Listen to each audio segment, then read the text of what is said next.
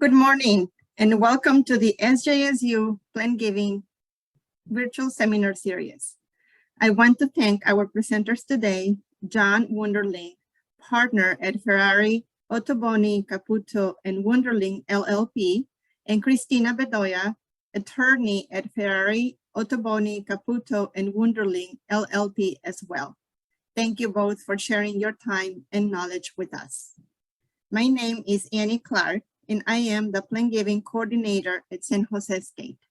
The seminar series continues today with our webinar, Charitable Gifts of Real Property, brought to you by our Office of Plan Giving in partnership with the Sjsu Alumni Association and special events. We will start off with brief etiquette items, followed by the presentation, and we'll conclude with the Q&A session. And throughout John and Christina's session, you will have a chance to ask questions.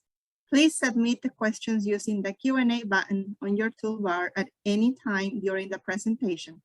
There may not be time to answer every question during the Q&A, but we will download the chat and follow up with any unanswered questions in the next few days. We ask you to keep comments appropriate or we will remove you from the webinar. Please be aware that we are recording today's event and it will be available to view on our website in the near future. Along with Randy, Director of Plan Giving, we will monitor the chat in the Q&A sections. Additionally, John and Christina will monitor the Q&A and may answer questions throughout the webinar, depending on timing. And now, it is my pleasure to introduce our speakers, John and Christina. John joined Ferrari, Ottoboni, Caputo, and Wunderling LLP in 1999. His practice focuses on income, estate, and gift taxation, with an emphasis on wealth transfer and estate planning, post-death trust administration, and probate. His practice includes structuring and implementing revocable and irrevocable trusts, sophisticated tax strategies such as defective grantor trust, family limited partnerships, life insurance trust, grantor retained annuity trust, and children's trust. He is also well-versed in charitable planning strategies. John's practice also includes business formation, operation, tax and business advice for corporations, limited liability companies, partnerships, and other privately owned or family businesses. He also represents taxpayers in federal and state tax disputes. Christina joined Ferrari, Ottoboni, Caputo, and Wunderling LLP in 2016. She specializes in income, estate, and gift taxation, with particular emphasis on estate planning, post-death trust administration, and probate. She drafts customized estate planning documents for her clients, including grantor trust, dynasty trust, life insurance trust, and charitable remainder trust. Christina advises trustees and beneficiaries in the post-death trust administration process. She also represents clients in tax controversies and audits before the Internal Revenue Service and the Franchise Tax Board.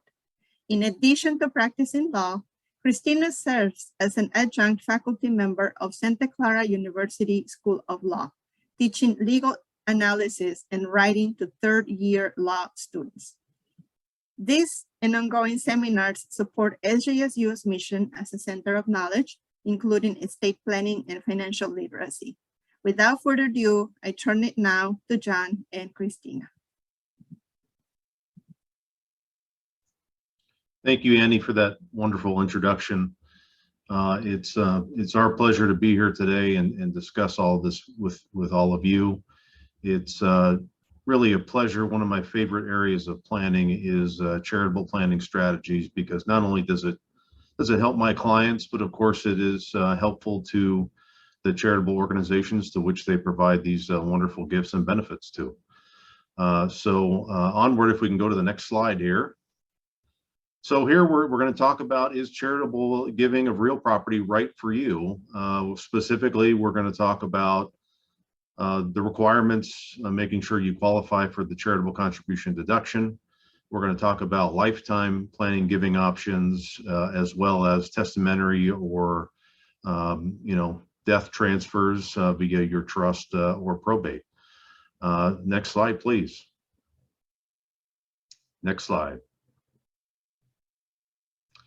Great. So you may benefit from a charitable gift if you own any kind of property, whether it be residential, commercial, undeveloped real estate. You'll even derive additional benefits, of course, if you have appreciation in value since you acquired that property, and we're going to talk about why that is when we get there. So imagine, really it could be any kind of property. It could be your primary residence. It could be a vacation home. It could be rental properties, undeveloped land. I mean, really anything under the sun is eligible for giving to charitable organizations. And depending on the kind of property, the organization itself may have certain gift acceptance policies. For example, you may have some issues if you had a piece of property that had some hazardous waste issues or other risk or liabilities attached to it that not every organization may be willing to accept. And so that's usually your first step when you're talking to a charitable organization like San Jose State is, will you accept the gift of this particular property? Normally they will and can coordinate with you on that. Next slide, please. So requirements of a charitable contribution deduction. Next slide.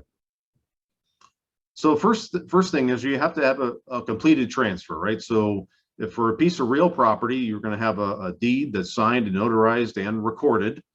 And you're going to have the charitable organization accepting that gift. And that is a key part of this. You're going to get a receipt for that donation. But when we're talking about real property interest, it will be a recorded deed showing that transfer. The donee has to be a permissible donee, a charitable organization.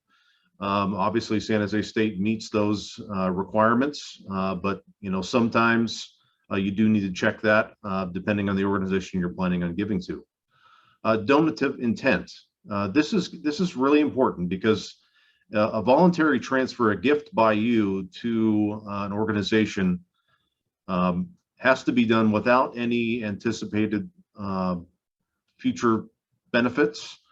For example, you can't make a gift and tell San Jose State that your grandson has to be accepted to the university or has to get a scholarship, or that you're going to get season tickets to the basketball or the football team. I mean, those kind of things. You can't expect to receive benefits back for the gift. So you have to have true donative intent, contribution for no benefit back to you whatsoever. When we're talking about a piece of real property, generally a qualified appraisal is going to be required. And so an appraiser would be hired to determine the fair market value of the property as of the date that you make the gift. And that qualified appraisal is going to be attached to your income tax return when you report in that following tax year. So that's a key part of this. And there are certain specific requirements for a qualified appraisal. And so when you talk to whatever appraiser that's going to be hired, you need to make sure that that appraiser meets the qualified appraiser and will prepare the appraisal in a qualified appraisal format. Tax reporting, obviously, if it's a lifetime gift, it's going to be reported on your Form 1040 and your Form 540 for California purposes. If it's a gift after you pass away, then it'll be on your federal estate tax return. Next slide, please. We're going to start talking about some lifetime planning options. The first here is a direct gift, which is the easiest and most simple gift of all, right? It's just you signing a deed, transferring over the property to the charitable organization as your gift. The second will be transferred to a charitable remainder trust, and lastly, a bargain sale. But let's start with the direct gift. So you can transfer your entire interest in a property to a charitable recipient outright and free of trust. Meaning, again, you're just making a direct gift, a direct transfer of an interest in a piece of property. I do want to bring up before we get into some of these benefits and detriments is just to encourage anybody who's considering a gift like this. If you're not working with an attorney like myself, that you very much should be working with your accountant to come up with some tax projections on what your deduction may look like. Assuming you're going to make a gift to some property, come up with some assumptions on what the fair market value of the property is going to be, and what your limitations on your deduction may be. And so there are certain limitations. So let's say, for example, you gift a property that it has a fair market value of $1 million. Will you be able to take that $1 million deduction in the first year that you give it away? Well, that's going to depend, because you are limited in a case of property to deducting no more than 30% of your adjusted gross income in a given year. So you'd have to have pretty substantial income, $3 million or more, if you're going to make a gift of $1 million in order to take the entire deduction in year one. Now, if you're not able to take that deduction, if you're limited to 30% of your adjusted gross income, you will be able to roll the benefit of that deduction over into the next up to five tax years. But again, I want you to make sure that you're working with your accountant to understand what those limitations may look like, if any.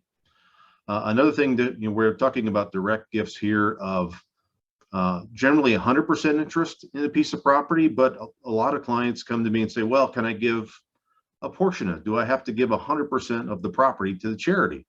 And the answer to that question is no, you don't have to. So you can give a part of the property. If you're going to do that, then again, it's going to require some coordination with the charity to make that work. Generally, if you're going to do that, there would be some discussion about what's going to happen with the part that you keep and the part that the charity has. Will there be a sale of the property shortly after contribution? If not, you probably enter into what's called a tenancy in common agreement with the charity about how to manage the property in the short term or long term. So there are things that would have to be considered if you want to give a partial interest in property. But I think today we're really going to focus on, what if I'm gifting 100% interest? So again, you're going to get an income tax deduction. We talked about the limitations on that. The other big advantage to property that has appreciated in value is that when that property sells, you're not going to have capital gain on it, right? Because you have transferred the entirety of the property to the charity. The charity itself, being a tax-exempt entity, when it sells the property, won't have any capital gains and won't have any federal income taxes to pay. So you got a deduction for 100% of the property, and the charity is going to be able to sell it and realize 100% of the sales proceeds to use toward their charitable purposes and not have to pay any tax. So that's a really a big benefit to not only to you, the donor, but also, of course, to the charity by not having to pay those taxes. You are essentially reducing your taxable estate. If you have a taxable estate for federal estate tax purposes, by giving away property, you've now reduced the value of your estate by no longer owning that property, and because it's been transferred to charity. So that's another potential wealth transfer estate tax benefit to you. What are the downsides? Well, obviously, you're not going to have any use, or enjoyment of that property. Once you give it away, whatever sales proceeds might be there, you're not going to be able to use those. Whatever income was generated off the property, that's no longer going to be yours either. So you have to be willing to, let go of those things and know that once you give it up, those things are no longer yours. So sometimes I'll have clients come and ask me, well, I want to give the property away, but I want to keep all the income for the next year or next 2 years or for my lifetime. Well, if that's the kind of thing you want, then a direct gift will not be the right answer for you, but probably more like a charitable remainder trust, which we'll talk about a little bit later in this presentation. So if you're going to make a direct gift, you can't, maintain any use or enjoyment of the property. You also, of course, lose control, right? So once that gift is made, you can't control who it's sold to, when it sells, any of those things. That is completely outside of your control. Another thing that comes up a lot with clients, a lot of times they'll get calls from clients that will be in the process of selling a property. And they'll call me up and say, hey, John, we're going to sell this thing. It's going to close in 10 days. I don't want to take the capital gains on this. I'd rather it go to charity. Can I give it to San Jose State right here and now? Well, yes, you can. Absolutely, you can. But the danger of making a charitable gift when you're in the midst of a sale is that you're likely to be stuck with the capital gains in that case. So you need to be careful the timing of the transfers. You wouldn't want to do it sort of in a mid-sale transaction.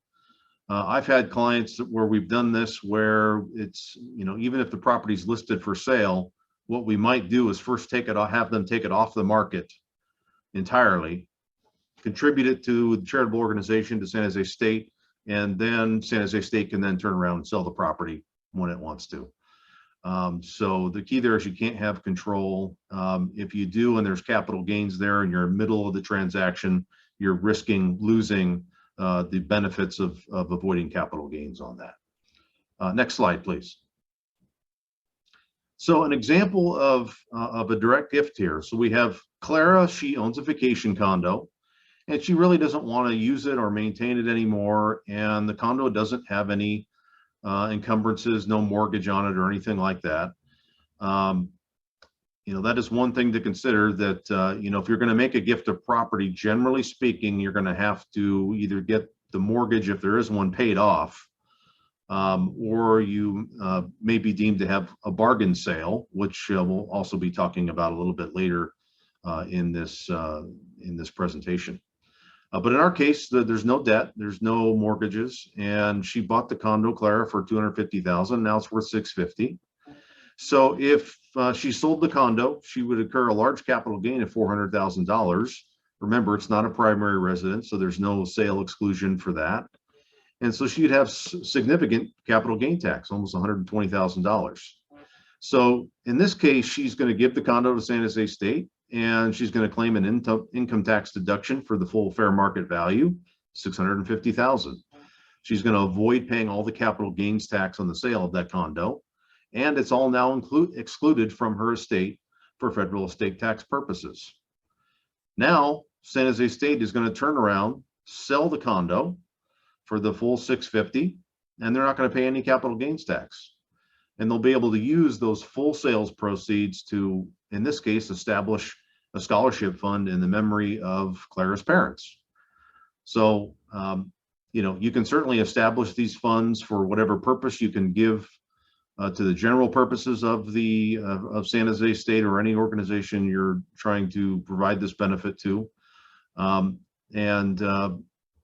This is a perfect example of how a direct gift would tremendously benefit not only you as the donor, but San Jose State in receiving such a property.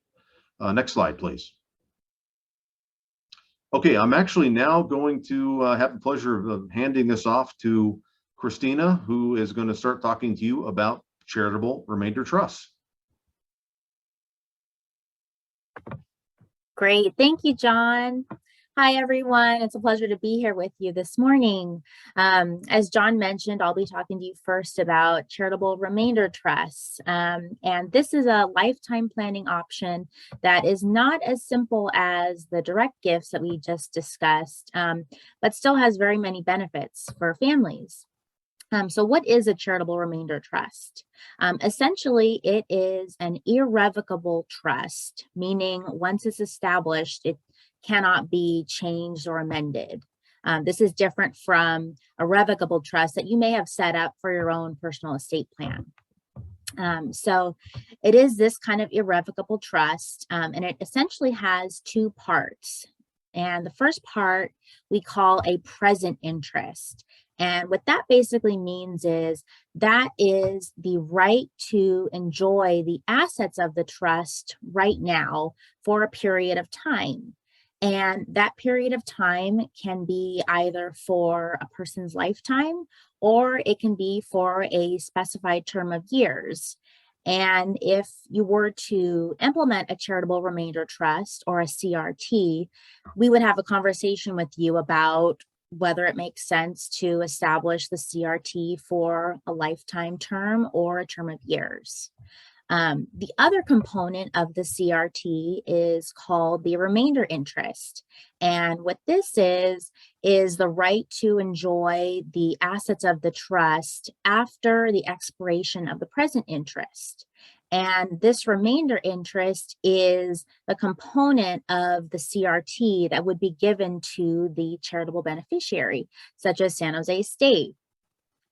So in creating this trust, it would be one entity, but two parts, and it would be these two parts that we've discussed.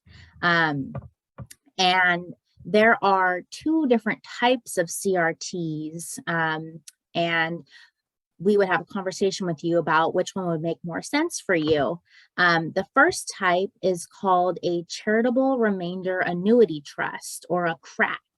And this type of CRT distributes a fixed amount each year to the present beneficiary of the trust. So what this means is there would be a fixed dollar amount that would come out every single year for whomever the present beneficiary is. The other type of CRT is called a Charitable Remainder Unit Trust.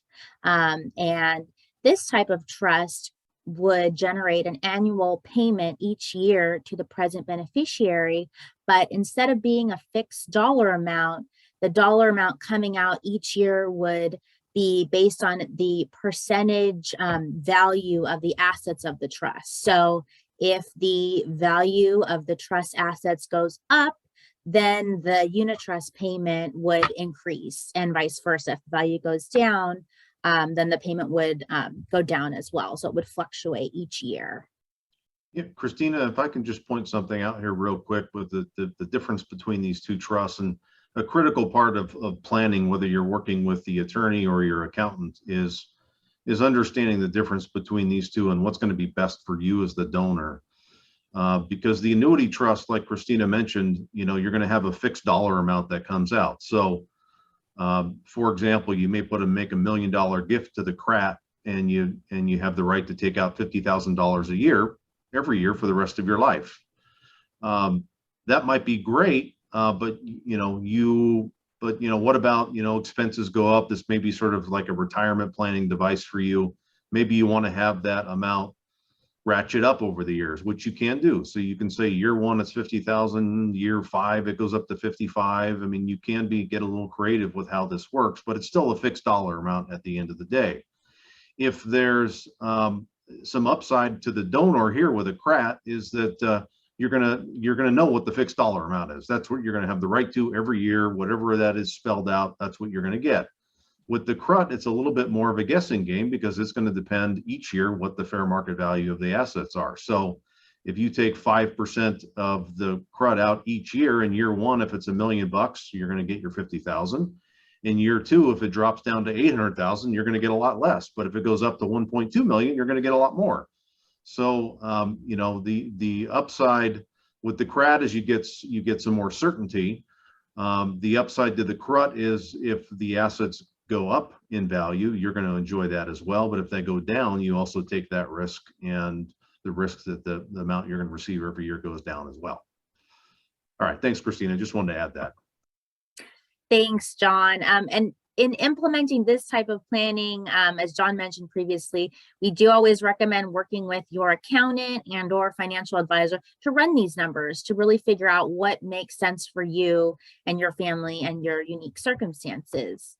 And in terms of the present interest, the beneficiary of that present interest can be you, or it can be any other non-charitable beneficiary, such as your children. So there is a lot of flexibility that we can implement with this planning. Next slide, please. So now we're going to talk about the benefits of CRTs. The major one is this long-term income stream that we've been talking about, this either fixed annuity amount or this variable unit trust amount. This is a huge benefit for many families who would like to make this type of gift.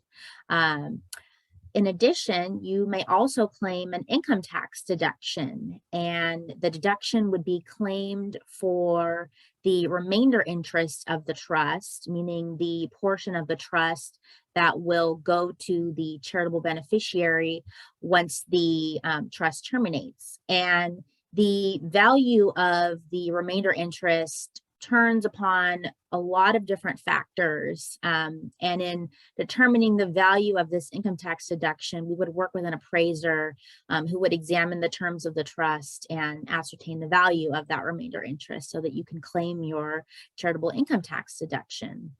And also similar to direct gifts, you will also not incur capital gain taxes from a property that you contribute to a CRT if it is subsequently sold after the contribution. You will also reduce your taxable estate by making this gift to the CRT. And lastly, with respect to Crts, you may make additional contributions to the trust after it's been established. Next slide, please. So what are the downsides of this type of planning? Well, the first one is administration costs. This CRT, as an irrevocable trust, is its own entity, and as its own entity, it will incur expenses at administration costs, such as accounting fees or trustee fees, and other costs to maintain whatever assets are inside of the trust. In addition, as its own separate entity, the trust is its own tax entity, meaning it will have annual tax reporting requirements. Another reason why we strongly recommend working with your accountant to make sure that the CRT properly files its income tax returns each year. In addition, the assets of the CRT will not be controlled by you in your individual capacity, but instead will be managed by the trustee of the CRT. Now, you will have the ability to specify who the trustee is in the CRT document itself, and either you or an independent third party may serve as the trustee of the CRT. And then with respect to Crts, you may not make any additional contributions to the CRT after it's been established. And lastly, we generally recommend against contributing property that is encumbered or that has debt to a CRT. Next slide, please. And I just wanted to mention that instead of doing a charitable remainder trust, it may make sense for you to instead implement what's called a charitable lead trust. And you can think of a charitable lead trust as the inverse of a charitable remainder trust. The reason being is a charitable lead trust is an irrevocable trust that does have the same two parts as a CRT, the present interest and the remainder interest. However, the role of the non-charitable beneficiary and the charity are inverted, meaning the charity that you would like to make the gift to will have the right to enjoy the present interest, and the remainder interest will be enjoyed by a non-charitable beneficiary. And if we were to help you with this type of planning, we would have a conversation with you to determine whether this type of structure makes sense instead of the CRT structure. Next slide, please. Okay, so here we have an example of a charitable remainder trust. So here we have Joe and Mary who went to San Jose State, and they would like to make a gift to their alma mater. They recently retired and they're planning to move out of state. And they purchased their home in San Jose 22 years ago for $300,000. And they, in the last 2 decades, paid off their mortgage. So the property currently does not have debt on it. The home is now worth $3 million. So if they were to sell the house, even with the exclusion of gain from the sale of principal residence, which is $500,000 for a married couple. Even with that exclusion, if they were to sell the home for $3 million, they would incur a capital gain of $2.2 million, which would yield about $800,000 in capital gain taxes. So Joe and Mary are looking for a way to avoid paying that capital gain tax. And so they decide to create a CRT. And so what they do is they establish the CRT and they contribute their home to it. And as a result of making this gift, they will now receive an income stream from that CRT, either for life or a term of years. And that dollar amount that they receive each year will help fund their retirement. They also may claim an income tax deduction for the value of the remainder interest of the CRT. And in addition, if the home is subsequently sold, they will not have to pay any capital gain tax on the sale. And also the home is now excluded from their taxable estate. Subsequent to the gift, the home is sold, and as I mentioned, no capital gain is paid. Hi, Christina. I just want to interject one thing here real quick and just point out for everybody that with the CRT, with the amount that you're going to retain back in terms of a unit trust amount, that part is taxable. So as you receive that money over time, you will, the donor will pay tax on it. So whether it's $50,000 or $100,000 a year, tax will be paid on that as you receive it. And so if you think about the CRT, you get the benefit of the deduction going in. You're not paying any of the capital gains taxes, but you are paying tax as you receive income over the course of the trust. So what you're really doing here is deferring the tax on this as you receive it over the course of time, instead of taking that really big tax hit on a capital gain of 2.2 million and paying those capital gains taxes. Instead, now you're going to pay taxes slowly as you receive income out over the course of the rest of your lifetime. So there still is tax there. You're really just deferring it over time instead of paying it all up in one large chunk up front. Thanks, John.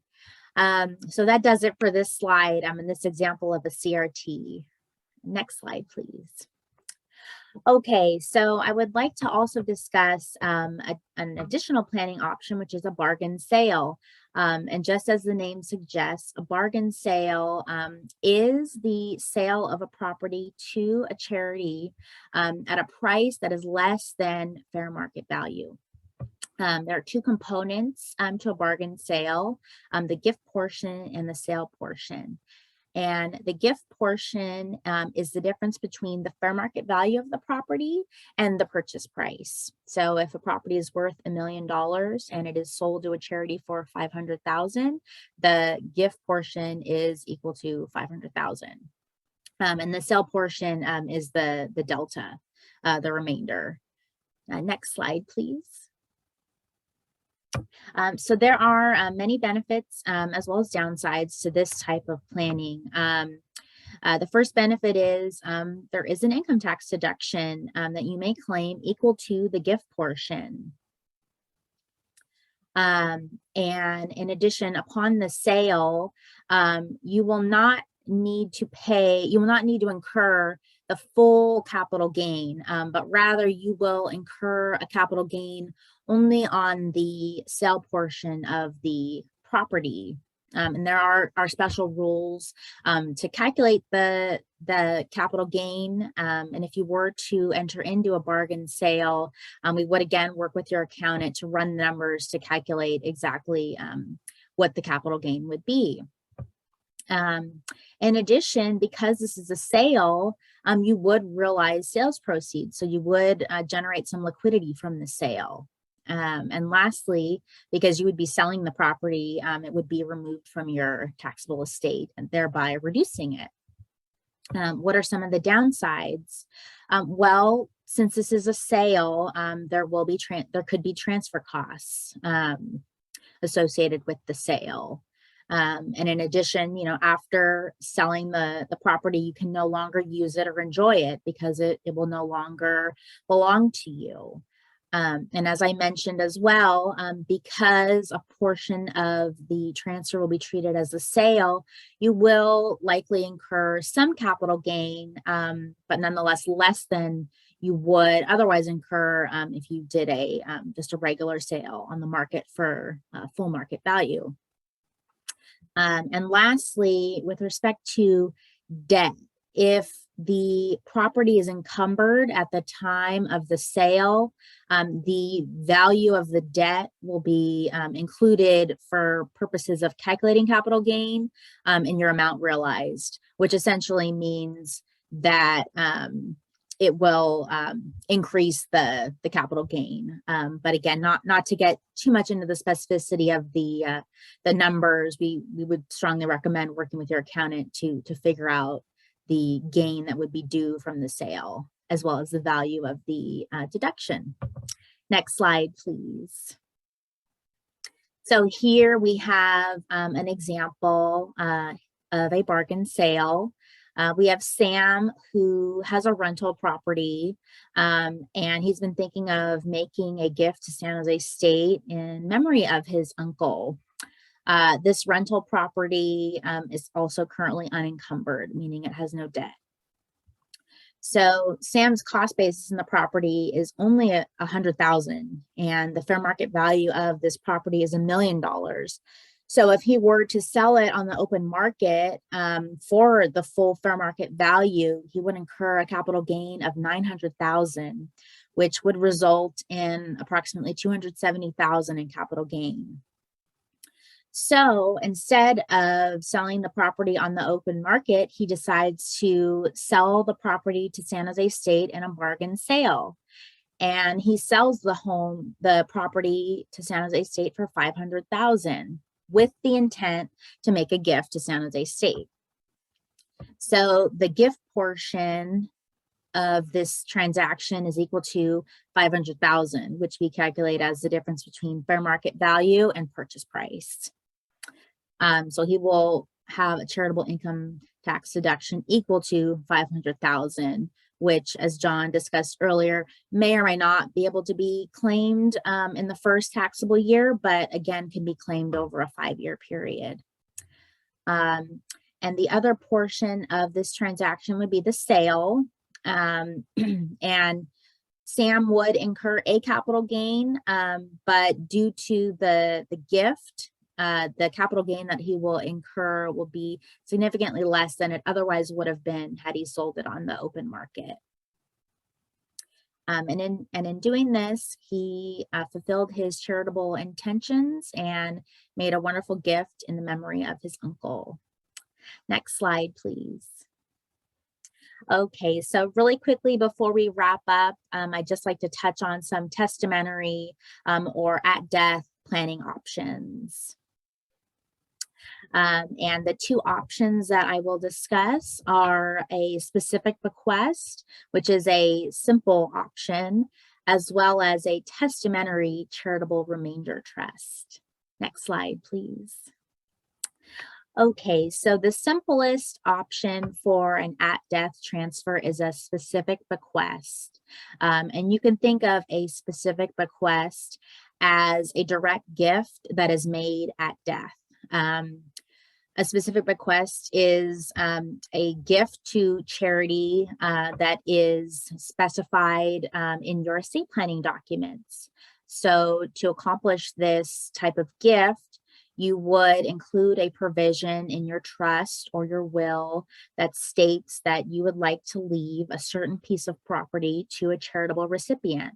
So, for example, you could include a provision in your revocable trust saying that you would like to leave your vacation condo to San Jose State upon your death.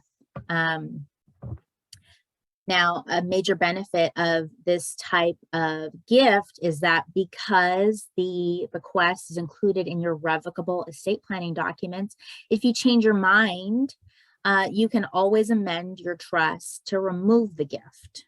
So you have a lot of flexibility in planning. And in addition, when you pass away, your estate will be able to claim a estate tax deduction. And estate tax deduction for the gift, for the full fair market value as of your date of death. And that deduction would be taken on your estate tax return form 706.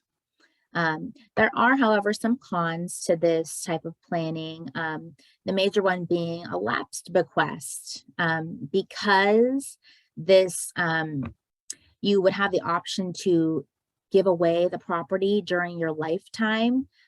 If after you pass away, it is determined that the property is no longer in your estate, then unfortunately the gift would not come to fruition, because if you don't own it at death, then there would be nothing to give away.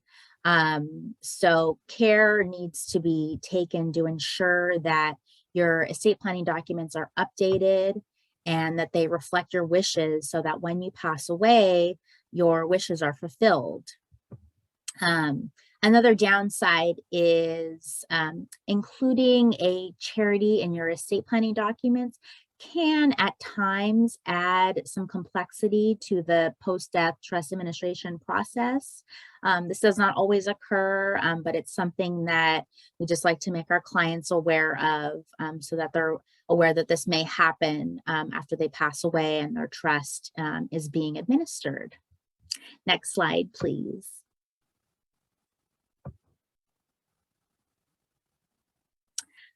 So the other option that we wanted to talk to you about today is a testamentary charitable remainder trust. And essentially what this is a CRT that is established at your death. So it functions in the same way as CRTs established during lifetime. The difference is the language that would create the trust at your death is included in your estate planning documents.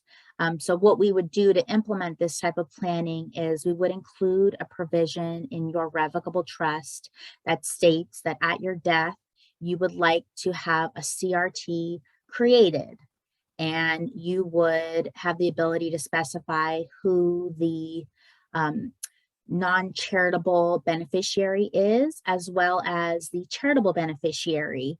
So for example, you could state in your estate planning documents that you would like a CRT to be established for the lifetime benefit of a child. And at that child's death, the remainder interest would go to San Jose State. We could implement that in your estate planning documents. And if we were to do so, you would reap all of the same benefits that you would from a lifetime CRT. Specifically, the non-charitable beneficiary would receive a long-term income stream from the CRT when it is created. And that long-term income stream could last either for life or for a term of years. And in addition, because the CRT will not come into existence until after you pass away, the planning remains revocable. As long as you have testamentary capacity to amend your estate planning documents, if you change your mind, you can always remove the CRT or change its terms from your estate planning documents. And in addition, after you pass away, your trustee will be able to claim a deduction on your Form 706 estate tax return for the value of the remainder interest. What are the downsides? Very similar to the downsides of a CRT created during lifetime. Specifically, the CRT would be its own entity, so it would incur costs of administration. In addition, it would be its own taxpayer, so it would have annual tax reporting requirements. So as a result of these administrative burdens and requirements, we do recommend working with a good accountant who can make sure that the trust is compliant with its tax reporting obligations. Next slide. Okay, well, Christina, I actually just wanted to butt in a little bit on the last slide there real quick in terms of testamentary CRTs, because this is, as you know, this is an option that a lot of our clients like to use because It's the kind of thing where they can provide for, their kids an income stream for the course of their lifetimes. And knowing that when the kids pass away, that there's going to be a substantial benefit that passes on to the charitable beneficiary of their choice. So there's a lot of upside to the testamentary CRT. We've done a lot of them over the years for clients. It's generally a very attractive planning opportunity. And, it's the kind of thing where you sort of achieve two great things. You sort of limit distributions to the kids. You don't give them too much too quickly. And you also benefit the charity that means so much to you and your family. So I would, encourage you to have a conversation with your estate planning attorney about testamentary CRTs if this is something that you are indeed interested in. Mm-hmm. Thanks, John. It really is the best of both worlds, as you said.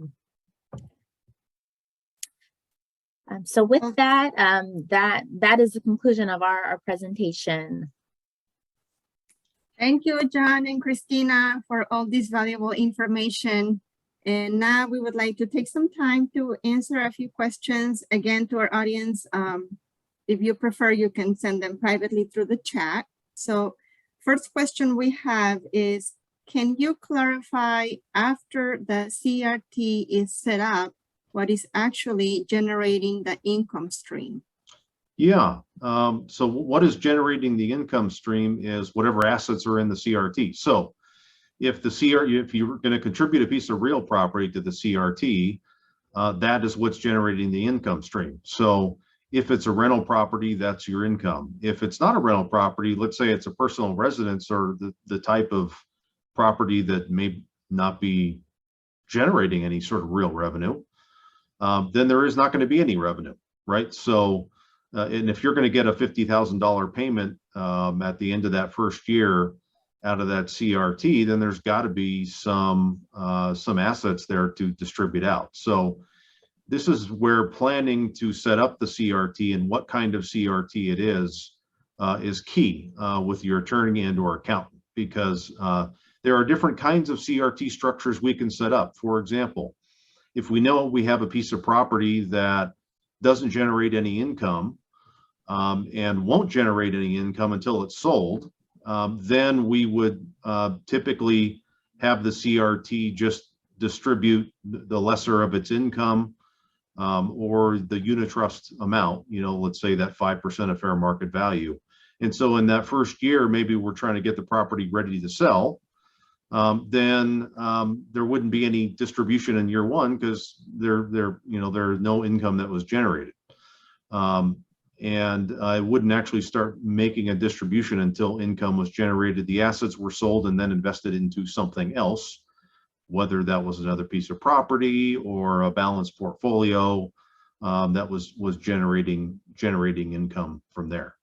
So so that's my short, quick answer to that one. What's the next question you want us to tackle, Annie? John, actually, now that you mentioned that, so I understand when you said the property gets sold. So I understand the property gets sold and then invested into like a blend of, I don't know, like stocks, mutual funds, etc., that is generating the income. Right? That's right. Okay. Yeah. So if it's stocks that are generating dividends or there's, capital gains from the sale of, those kinds of things. So the point is there will be, assets there that can be liquidated and then distributed out right to the donor to satisfy their unit trust amount or their annuity payment. Okay, yeah. Great.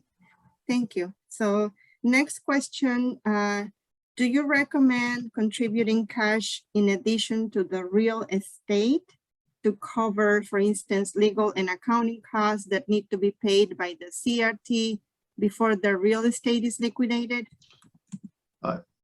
Yes.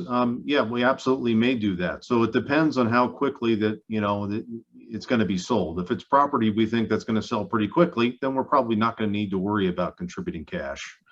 But if it's going to take some time to sell the property, then it may indeed make sense to contribute some cash to, pay some of those expenses. But do remember that, the legal fees to set up the CRT, et cetera, those are things that are paid by, separately by the donor and may otherwise be tax deductible anyway. But legal fees, for example, are not going to be paid out of the CRT. Those will be paid by the donor individually. Do you have an estimate of how much does that run about?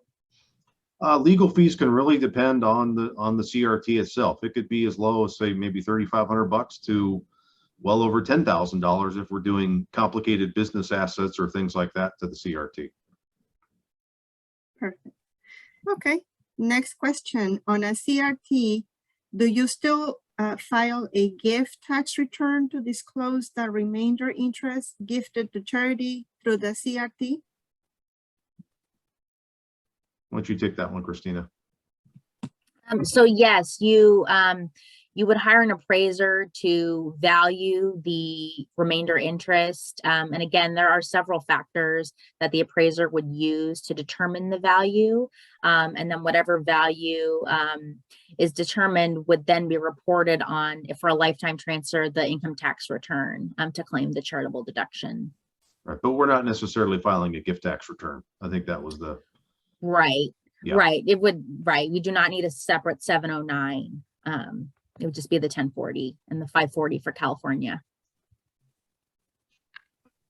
In line, who would issue the tax forms and who files the tax return for that CRT specifically, not the donor? Yeah, good question, Annie. Yeah, the trustee, whoever the trustee is, they're going to be responsible for filing the necessary tax returns for the CRT. And so typically that trustee, in my experience, is the client, right? The donor typically remains the trustee. And so it's going to be their responsibility. Typically, they're hiring their accountant to prepare the tax return for the CRT. Remember, the CRT itself is a tax exempt entity. So there won't be any taxes associated with the CRT, but the tax return for the CRT is really an information return to report, what sort of gains have been inside the CRT and what has been distributed out to the donors. And the donors get a K-1 and then use that for their own individual income tax reporting. So the donor would have the K-1 with the portion that is of the distribution. Some amount would be taxable, some amount would be non-taxable. Yes, Annie, that's correct. So the taxable portion to the donor is going to depend on the nature of the gains of the CRT assets. So if, for example, let's say you donated a piece of real property and all of the gains in that year were capital gains, and you took out $50,000 unit trust payment in year one, then that $50,000 will be considered to be a capital gain and treated as such in the K-1, and that's how the client would pay tax on it. Okay, great. Next question. What is the difference between donating the property directly to SJSU versus selling it first and taking the charitable deduction when I donate the cash? Any advantage to donate the property directly to SJSU instead of selling it and then donating the cash? Yeah, the advantage is that may indeed be advantageous if, for example, you have a piece of property that doesn't have a lot of capital gains or any capital gains, then you may be better off just selling it, taking the cash and contributing it to San Jose State, because now your deduction limitation will be 50% of your AGI instead of 30% of your AGI if you gave the real property. So you could be better off in that circumstance. But if you have a piece of property that has substantial capital gains, then you're likely to be better off just contributing the property and knowing that you're be subject to the 30% AGI limitation, but not paying any of the capital gains taxes. So that could very well be the kind of thing. This is where we'd have a conversation with the CPA, and they may run a tax projection to figure out exactly what makes the most sense. Great. Now, this is a question on my own repertoire. At what point do you think that the donor should contact the organization about their intention to donate the property? Yeah, my recommendation here is you contact them as early as possible and let them know what you're thinking about. The organization itself may have considerable amount of resources to bring to the donor that are valuable, timely, and especially if the donor may have some specific thoughts about the purposes of where the donation is going to go, other than just sort of to the general fund, then I would encourage them to contact San Jose State really early to make sure those conversations happen, and that all those sorts of things are worked out, as you know, to coordinate all details with the gift. Okay, good. We are at 12:25. We still have a few questions to tackle. So next question, can I give only a portion of the property as a charitable gift in case I want to get some cash out of it? And how does that work? Yes. Yes, you can give a part. If you're going to give a part, then you're likely going to have to work in pretty close conjunction with San Jose State. I don't know San Jose State's policy of receiving partial interest. You know, sometimes some organizations don't like to do that, or if they do, you know, you'll need to negotiate with them what's called a tenancy in common agreement, so everybody knows how the property is going to be managed and how your profits are going to get distributed, when they're going to get distributed. All those sorts of things may be an issue. Or sometimes the charity may work with an intermediary charitable organization that will hold the property until it's sold and then distribute the funds. There's a lot of options there, but important that if you want to give a partial interest, then you definitely want to talk to the university really early, so that you can start that conversation and figure out the best thing for you and what the university will accept. Now, this question might be more for Christina, because I said that it was not suitable or not recommended to add encumbered property to a CRT. So the question here is it even possible to donate a piece of property that has any debt on it, or is there something I can do to make it possible? Right. So whenever you have a property that has debt on it, it can create complications for charitable giving. You know, for example, as I mentioned, if you have a bargain sale and the property is encumbered, the value of the debt will be included for purposes of calculating the capital gain incurred on the sale. So anytime there's debt, we really recommend having a conversation with your attorney and your accountant to figure out the best strategy for giving that property. Yeah, and I would add to that especially with the CRT, there can be some extreme complications that come up with having property that's encumbered. So there are potential ways to plan around it, but you know, that sometimes those can be cost prohibitive. So it's important to have that conversation up front and early. Okay, great. Thanks for mentioning that. So we have 2 minutes. We still have some more questions. I want to make it easy on SJSU to accept and sell some property. Is it okay to place real property in a charitable remainder trust if I have a buyer already lined up? Yeah, good question.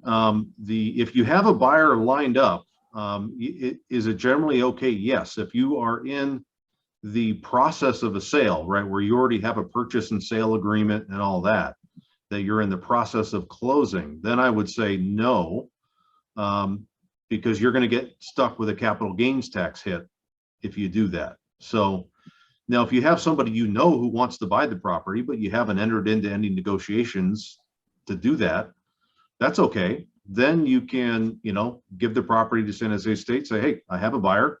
They're ready to go. They're ready to execute. And then San Jose State can do that. And you're not going to have to worry about taking a capital gains hit. Okay, so let's see.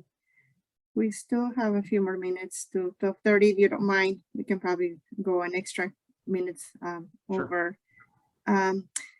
California property really appreciates. Are there any limitations on the capital gain deduction I would get from donating a piece of property? The only limitations are the ones that I already mentioned, which is when you give a piece of property, the maximum deduction you can take is up to 30% of your AGI, right? Your adjusted gross income in the year that you make the donation. So if the value of the property exceeds that, then you can take the difference over the next 5 years, but still always limited to that 30% of your AGI. So there are limitations, which is why you want to do some tax projections and work with your accountant to figure that out, to understand the benefit you're going to get and how long it might take to take advantage of the deduction. Great. Yeah.